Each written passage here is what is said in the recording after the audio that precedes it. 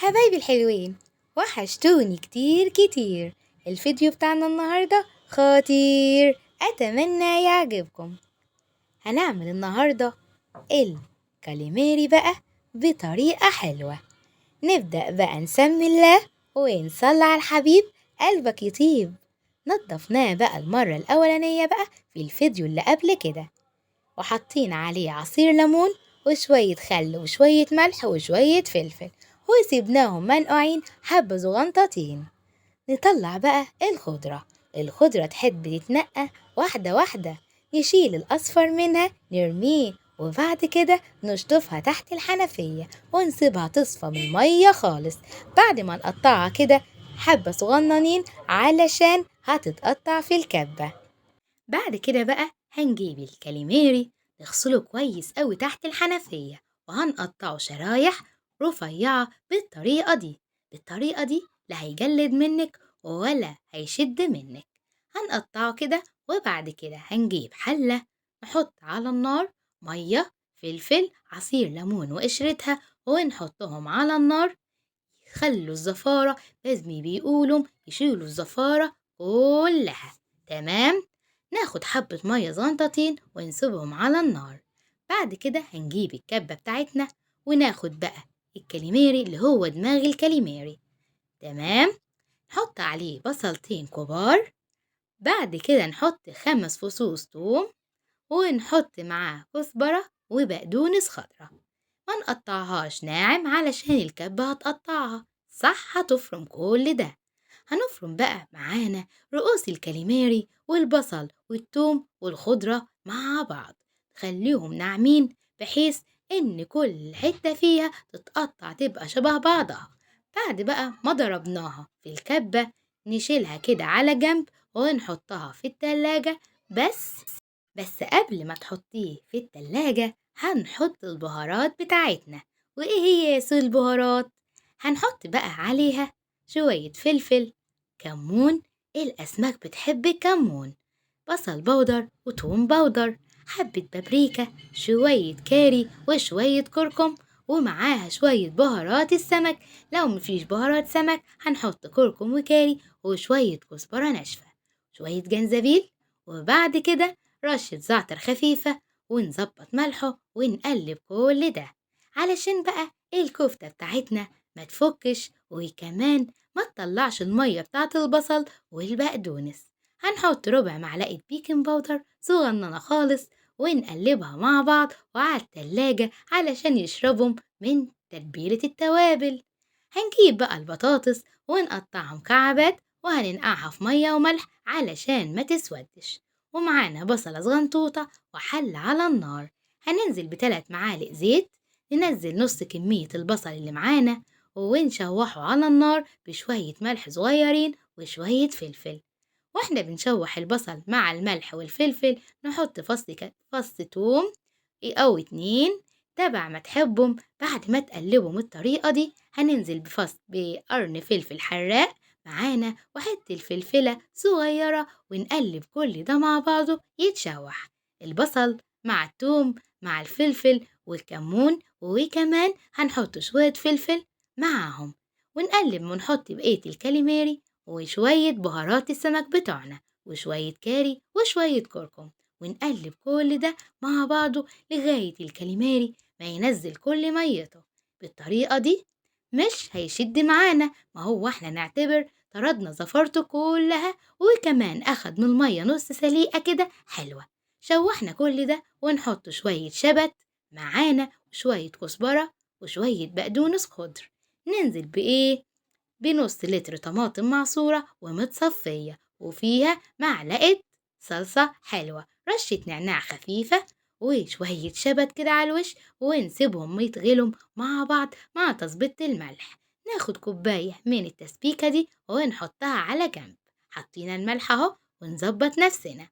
ننزل بقى بعد ما الكاليماري ياخد 10 دقايق على النار، ننزل بالبطاطس المكعبات على الكاليماري ونسيبهم يتسبكوا مع نفسهم. نيجي بقى نعمل الرز.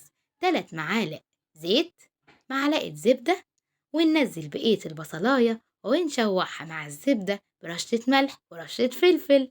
بعد ما نقلب كل ده مع بعضه وناخد الزبدة اللي معانا، بعد كده هنشوح معانا حاجة كده صغننة من الكاليماري، نقطع حتتين صغيرين. الاسم بقى إن احنا عملنا كام أكلة بكام واحدة كاليماري. فص توم يتشوح ونقلبهم على النار، نخلي الكاليماري ياخد بقى ويدي من الزبدة والزيت والفلفل والملح. هنحط ورقة لورو وحبهانية وفص مستكة، شوية بهارات السمك، ونحط شوية كمون وشطة ونقلب كل ده، ونحط عود قرفة معانا. ننزل بكوباية ونص رز مغسولين ومتصفيين عشان ما يعجنش الملح بتاعنا، ونقلب ونكون محضرين معانا مرقة دجاج أو أي مرقة عندك، ونقلب في التشويحة دي بعد ما نحط البهارات بتاعتنا زي بهارات الطاجن بالظبط. الرز معانا اتشرب ونقلبه تقليبة ونسيبه، ونيجي نعمل باقي الكفتة. علشان بقى نعمل كفتة الرز بتاعت الكاليماري، أيوة ينفع وهتبقى عال العال. معانا نص كوباية رز مغسولة ومتصفية حلوة قوي ونشفت في الشمس، واللي ما عندوش شمس أو مكان ينشفه تحت المروحة أو نغسله على بيات ونسيبه مفرود في التلاجة. بعد كده هناخده نطحنه في المطحنة بتاعة الخلاط العادية خالص مرتين ورا بعض، هيطحن يبقى ناعم. لو ما عندكيش المطحنة، في هايبرات والسوبر ماركت بتوفر معاها الرز المطحون ده. هقولك علشان تظبطي الكفتة، كل كوباية كاليماري بتحط لها نص رز، تمام؟ زي كفتة الرز بتاعت اللحمة بالظبط، علشان ما تنشفش منك ولا تشد منك. كل كوباية من الكفتة دي بتحط لها نص كوباية رز، تمام؟ هنقلب بقى معانا الرز مع تقليبة الكاليماري المطحون بالكزبرة والباقي المكونات بتاعته، التقليبة الحلوة دي، كل ده يتمزج مع بعضه. بعد التقليبة الحلوة دي هنقوم أخدين مع بعض كل ده، نقلبه ونحطه في التلاجة يدوبك سيكة، حاجة بسيطة كده علشان الرز يتشرب من التتبيلة، ولما تيجي تصبعيه يتمسك معاكي ما يفكش في المقلاية أو يفك بعد كده في الطاجن بتاعنا. طبق مدهون بزيت، ايدك كمان مدهونة زيت، وجنبك طبق مية فيه معلقتين زيت، بس كده خلاص اتشرب اهو ومسك في بعضه بالظبط. تحبي بقى تصبعيه صوابع زي الجمبري كده، تحبي تعملي كبيبة مبطط زي ما تحبي. وخلي بالكم عجينة الكاليماري بتبقى ناعمة قوي عن الجمبري، يعني تشتغلي فيها على طول، وفي الحر لازم تسيبيها في التلاجة علشان ما تفكش منك وتسيح منك. ندهن ايدينا زيت، وكمان الزيت يبقى سخن وغزير، ننزل بقى بالكبيبة والصوابع في قلب الزيت، مش هيفك منك بالطريقة دي. وممكن كمان تحطيها في كيس في طبق فويل كده وعلى التلاجة، ما تيجي تقليه هيبقى زي الفل. ما تقلبيش الكاليماري أو الكفتة كتير على النار، مسافة ما تشوفيها غيرت لونها كده تقوم بدلاها مرة واحدة بس. كتر التقليب هيهرهدها معانا وهيفكفكها وهيخلي الزيت شكله مش حلو، فاحنا عايزين نستغل كل نقطة زيت معانا في قلي الكمية بتاعتنا. وما تطلعيش الكاليماري على مناديل أو على ورق. مصفى عندك زي أهالينا زمان، مصفى أو السلكة بتاعت التحمير، نطلع كل ده.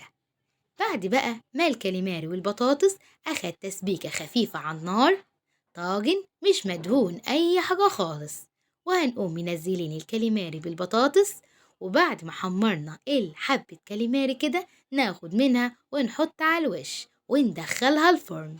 بعد ما تاخد تشميعة نقوم حاطينها على وشها كوباية اللي كنا أخدينها قبل كده، وندخلها الفرن تبقبق كده مع نفسها وتبقى عالي العال، ونقول تا تا تا تا أكلنا خلص ببركة بسم الله. الرز بالكاليماري لونه خطير والله طعمه يجنن، والسمك حبيب الجرجير، والطاجن طالع من الفرن مظبوط على وشه متحمر الكفتة والبطاطس مستوية، والكفتة لا فكت ولا شدت مننا. أكلة حلوة تستاهل بقكم. اوعدوني لو عجبكم الفيديو ما تبخلوش عليا باللايك والشير والتعليق الحلو منكم، ولو عايزين أي وصفة اكتبولي في الكومنتات. وتشوفوا دلوقتي الكاليماري لا شد مننا ولا جلد بالطريقة الحلوة اللي عملتها. اعملوها في أي كاليماري وهقول لكم على طرق حلوة كتير، بس لايك وشير وتعليق وتفعيل زر الجرس. دمتم في رعاية الله وفضله.